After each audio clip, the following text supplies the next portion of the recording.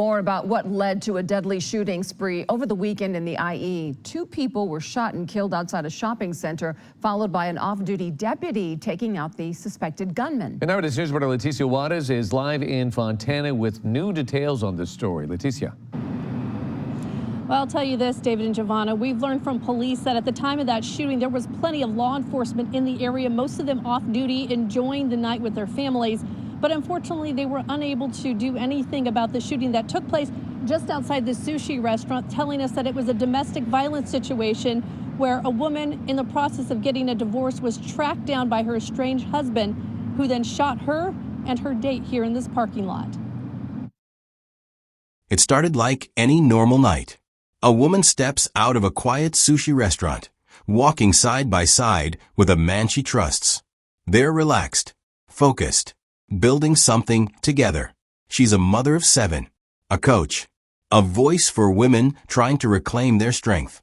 What happens next will leave 3 people dead, 11 children without parents, and a community asking how something like this could happen to someone who had already survived so much. This wasn't a robbery. It wasn't random. The threat wasn't hiding in the shadows. It was someone she knew, someone who wasn't ready to let go. By the time the police arrived, it was too late. One moment of violence erased 2 lives full of purpose and ended a third with a single pull of a trigger. And it all unfolded just steps from a parking lot in Fontana, California. How did a rising wellness figure, followed by thousands, end up here? And why is the most dangerous moment often the one when someone finally decides to leave? This is the story of Gloria Zamora, of trust, of control, of freedom, and the cost some pay for choosing it. How does something like this happen? You're watching Dark Trace Crime Stories. If you're new here, welcome, and thank you for being part of a space that honors real people, real pain, and real stories. To our returning viewers, thank you for walking with us. If you believe stories like Gloria's deserve to be told with care and truth, consider subscribing to our channel. It helps us bring justice and awareness to light. Hi ladies, come and hit legs with me. I love to start with the heel elevated barbell squats. This is going to do wonders for your legs and your quads. Chef's kiss. From there, you will catch me dancing in between my sets, especially when I add weight. I need something to keep me going, to keep me pumped, to add that fire in me so that I can kill that next set. So I add more weight on my next set, and baby, let's take a second. Look at those thighs and those glutes, babe. It matches. That's a mom bod for you. From there, I go with the reverse lunges. I add a plate to allow me to go a little bit deeper. Ladies, I've been trying this barbell Bulgarian split squats, and let me tell you, it is super challenging. It does wonders to your legs and glutes, but this weight here, I had to put it back because it was compromising my form, and I did not want to get hurt. So I went on and went down on weight, and I added 2 plates of 10 on each side so that I can continue to feel that burn and that challenging. Before her name made headlines, Gloria Zamora was already a force in her own right. Born and raised in Southern California, Gloria was a mother of 7, her children ranging in age from about 8 to 24 years old at the time of her death. She managed not only a busy home life, but a growing public platform built on resilience, motivation, and real-life experience. Her journey into the public eye didn't come from fame or fortune. It came from struggle. Gloria had lived through heartbreak. She had carried the weight of personal battles. And instead of hiding those parts of herself, she used them as fuel. Gloria became a certified wellness coach, building her brand around helping other women, especially mothers, regain their strength and self-confidence through fitness. Her online presence was magnetic. Her Instagram reached over 150,000 followers, and her TikTok audience was climbing past 85,000. Gloria didn't just post workout videos. She shared glimpses into her journey of healing. In one post, she reminded her followers, "You're not just transforming your body, you're taking your life back." It was messages like that kept people coming back, not just for fitness advice, but for hope. But her voice wasn't limited to social media. In early 2024, she launched a podcast called Estranged, a space created specifically for women trying to rebuild after trauma. On Estranged, Gloria spoke candidly about toxic relationships, personal growth, and choosing yourself even when it's hard. Her tone was firm but warm, her message clear. Your past does not get to define your future. In one of her final podcast episodes, she shared reflections about what it meant to walk away from relationships that no longer serve her. She didn't mention names, but her words carried weight. Sometimes, choosing peace makes you a target. But I'd rather be targeted for being free than admired for staying quiet. For many women listening, Gloria was more than a content creator. She was a lifeline. Her eldest daughter, Jaslyn, described her mother as courageous and full of light. In a GoFundMe launched after the tragedy, she wrote, she uplifted and inspired countless women, reminding them of their worth, their strength, and their potential. It was a sentiment echoed by many who followed her. Gloria made others feel seen. She spoke from scars, not theory, and that authenticity resonated. She often repeated a phrase to her clients and her followers alike: women can do anything they set their minds to. It wasn't a slogan, it was her truth. She lived it every day. Friends say that Gloria had recently been hitting a new stride. She was making plans. She was focused on building a new chapter, not just for herself, but for her children and the community of women she'd come to lead. And that night in June, when she stepped into a restaurant with her friend Hector, she wasn't just there for dinner. They were planning something bigger. A gym. A space for women like her to find healing through movement and community. It was a full circle moment, everything she had lived through, now becoming part of something bigger than her. No one knew it would be her last evening alive. At the center of this tragedy was a relationship that had long since fractured. Gloria Zamora, a mother of 7 and a public figure in the wellness space, was in the process of leaving her husband, Thomas Alberto Tamayo Lizarraga, often referred to as Tomas. This was Gloria's second marriage. Her first had ended some years earlier, and while not much is publicly known about it, her union with Tomas would become the one that drew the most painful and dangerous chapter of her life. At the time of her death, Gloria and Tomas were separated, but not yet legally divorced. Their relationship had deteriorated well before then. According to her family, the marriage had become abusive, mentally, emotionally, and physically. Her eldest daughter would later say that the abuse was still ongoing up to the very day Gloria was killed.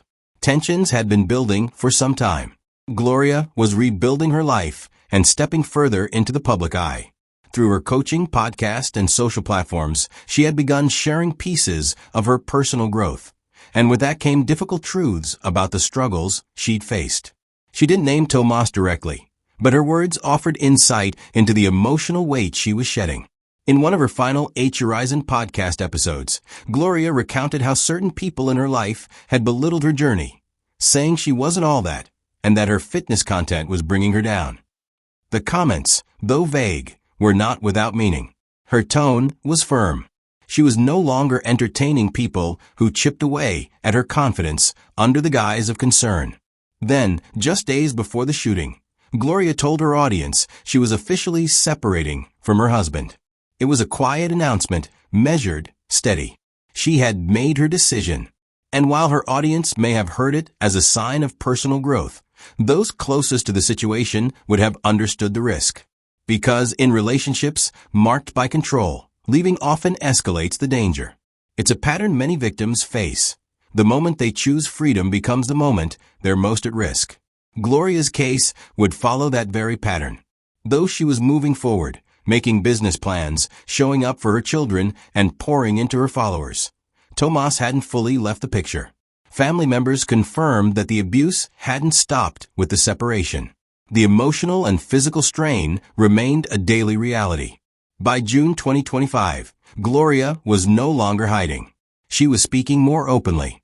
She was re-establishing boundaries. She had found support in new friendships and was investing energy into launching a gym that would empower other women, especially those coming out of harmful relationships. There's no indication that Tomas accepted her choice to leave. And when control slipped from his grasp, it turned to violence. On the night of June 21st, 2025, Gloria went to dinner at Suma Sushi in Fontana, California. She wasn't hiding. She was with her friend and business partner, Hector Garduno, discussing plans for the gym they wanted to open. But Tomas had reportedly tracked her there. He waited, and when she stepped into the parking lot, he confronted her with a gun. The decision to walk away had already been made. The legal process was underway.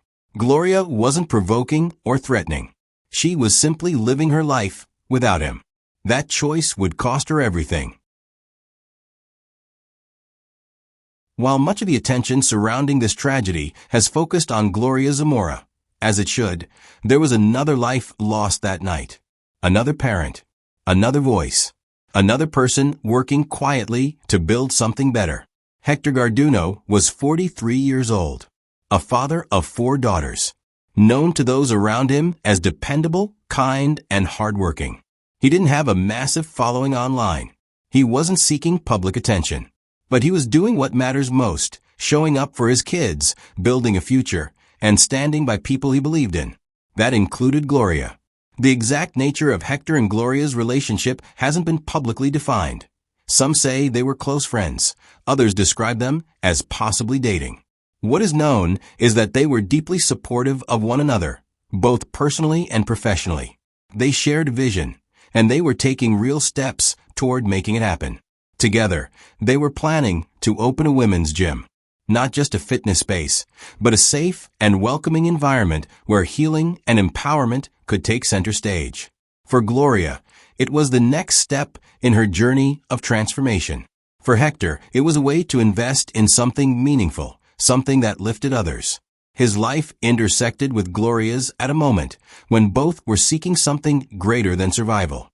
They were building, dreaming. And for Hector, being there for someone on that path wasn't an obligation. It was a choice rooted in care and belief. He didn't deserve to be caught in the crossfire of someone else's control. He was there because he believed in possibility, not because he expected danger. When violence struck, it didn't just take Gloria. It silenced a man who was standing beside her, believing in her, helping her rise. Have you ever seen a friend begin to heal after trauma, only for their past to come knocking? Tell us your thoughts below. Stories like this remind us how fragile progress can be and how important support truly is. Saturday, June 21st, 2025. It was the kind of evening that marked new beginnings. Gloria Zamora and Hector Garduno arrived at Suma Sushi, a modest Japanese restaurant tucked into a Fontana strip mall, sometime between 8:30 and 9 p.m. They weren't there for a celebration, but something more grounded, planning, progress, purpose. The two sat inside for about an hour, discussing plans for the gym they hoped to open together. For Gloria, this was a pivotal moment. She was rebuilding her life, professionally and personally, and had chosen to do it in full view, not hidden in fear.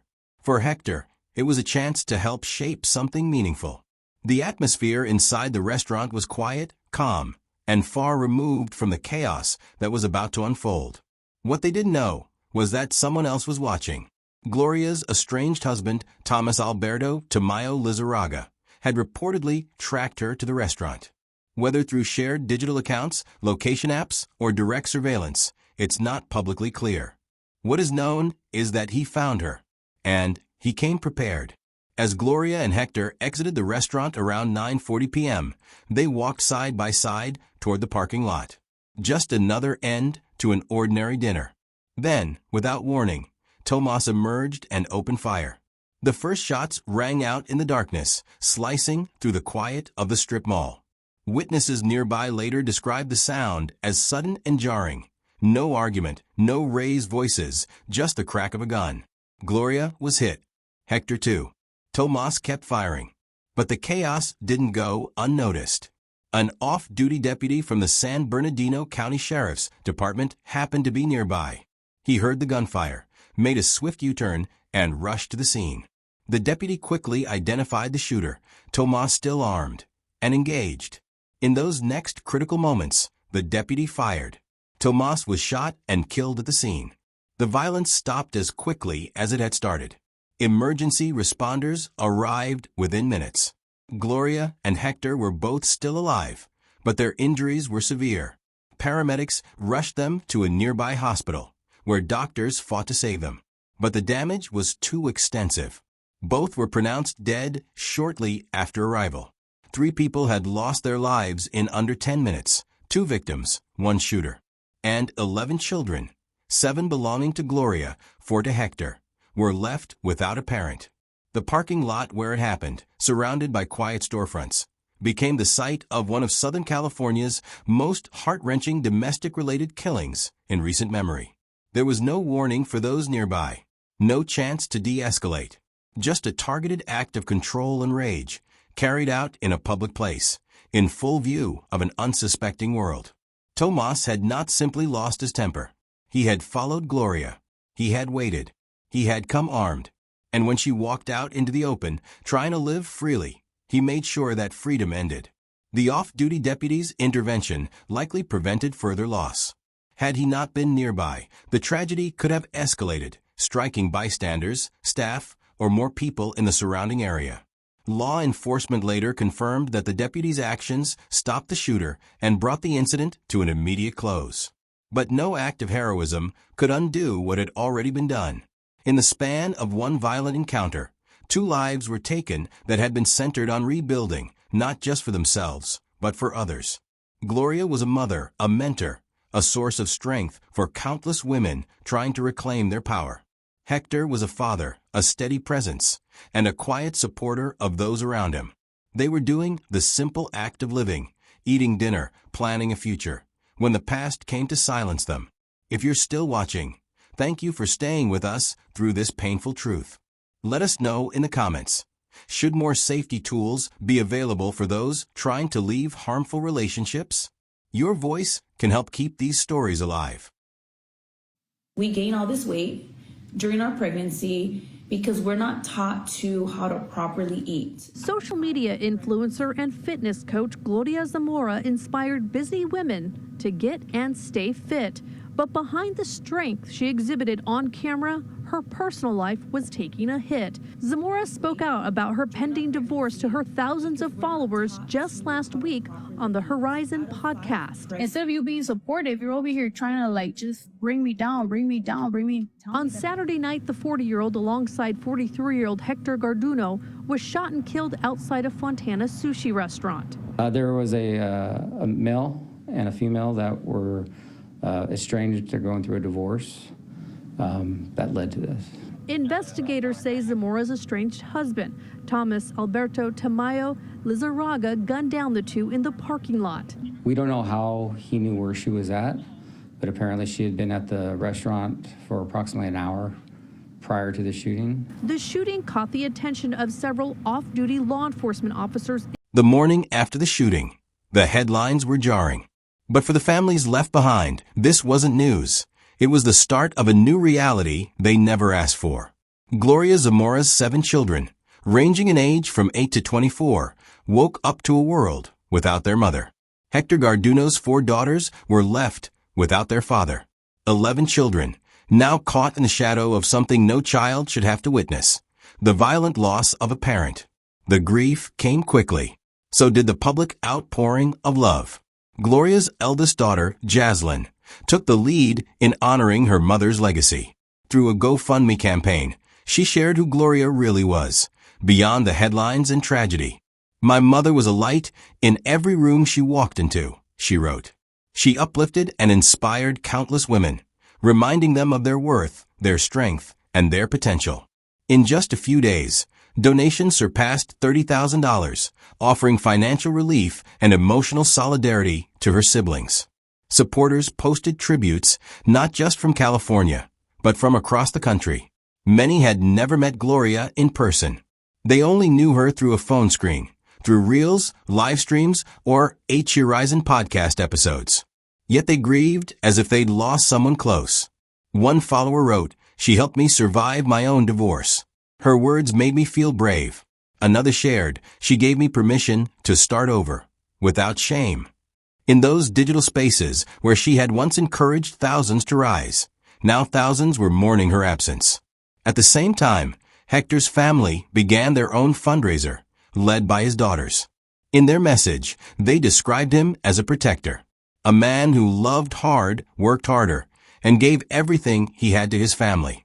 Friends and co-workers echoed the sentiment. He wasn't famous, but he was unforgettable to those who knew him. Public tributes followed. Candlelight vigils were held near the Fontana sushi restaurant where it all happened. Neighbors, clients, former classmates, and strangers came together, holding photos, lighting candles, writing messages on poster boards covered in love and disbelief. There was sorrow in the air, but also urgency. Many weren't just mourning. They were asking questions. Why had Gloria's abuse been allowed to escalate for so long? Why was there no intervention before it reached this point? Why are so many women killed just as they begin to leave? Family members didn't speak with rage, they spoke with pain. But within that pain was a message. Their hope was that this story, raw as it was, might do more than just shock. That it might educate, inspire protection, not just reaction. That it might save someone who sees even a trace of their own life in Gloria's. The conversation spread further than expected. Domestic violence advocates reposted the story across platforms. Podcasts covering women's rights, true crime, and self-empowerment used Gloria's case as a flashpoint. Some called for stronger protective measures for survivors in transition. Others spoke of better systems, faster responses, and more education. But in the middle of all the noise were 11 children. And they weren't thinking about policy. They were trying to figure out how to live without their parents. For them, the future looks different now. But in honoring Gloria and Hector, their families are determined not to let the story end in silence. The murder of Gloria Zamora and Hector Garduno wasn't a random act. It wasn't sudden in the way headlines sometimes suggest. It followed a well-documented and deeply dangerous pattern, one that plays out in homes and communities far more often than many realize. Separation is the most dangerous time in an abusive relationship. Studies and survivor accounts show this again and again. The moment a victim begins to pull away, legally, emotionally, or physically, is often when control turns into retaliation. For abusers, separation is seen not as freedom, but as defiance. Gloria had chosen to leave. She had publicly announced the separation from her husband. She was planning new things, building a life without him. And for Tomas Lizarraga, that decision proved fatal. That's why safety planning isn't just a good idea. It's a critical one. When someone is leaving an abusive relationship, even when it's non-physical, they should never have to navigate it alone. Trusted friends, family members, advocates, or domestic violence professionals can help create a plan that considers real risks. Where to go, who to call, what digital traces may need to be erased. Even something as simple as disabling location sharing on apps or turning off geotags can create an extra layer of protection. Digital privacy is one of the least discussed, but most exploited vulnerabilities in abusive dynamics. In Gloria's case, it's unclear exactly how her estranged husband found her. But in this digital age, tracking someone doesn't require detective work. It can happen through shared passwords, devices, apps, or even public social media posts. For anyone in a volatile separation, these small exposures can have serious consequences. But safety shouldn't fall only on the shoulders of the person at risk. The deepest message this tragedy leaves behind is this. People trying to escape abuse are not just leaving a relationship. They're fighting for their lives. And they shouldn't have to do it quietly. They shouldn't be dismissed when they speak up. They shouldn't be told to just leave without anyone standing beside them. In memory of Gloria and Hector, and in honor of their 11 children, we must do better. As neighbors, as friends, as a society, 3 lives were lost in minutes, but their stories can still save others. Let's not let silence win. Candle, may Gloria Zamora, Hector Garduno, and even Tomas Lizarraga, each now gone from this world. Rest in peace. If this story moved you, informed you, or made you stop and think, please consider liking this video, sharing it, and subscribing to Dark Trace Crime Stories. Your support helps us keep these stories alive, not just to remember the victims, but to protect those still at risk.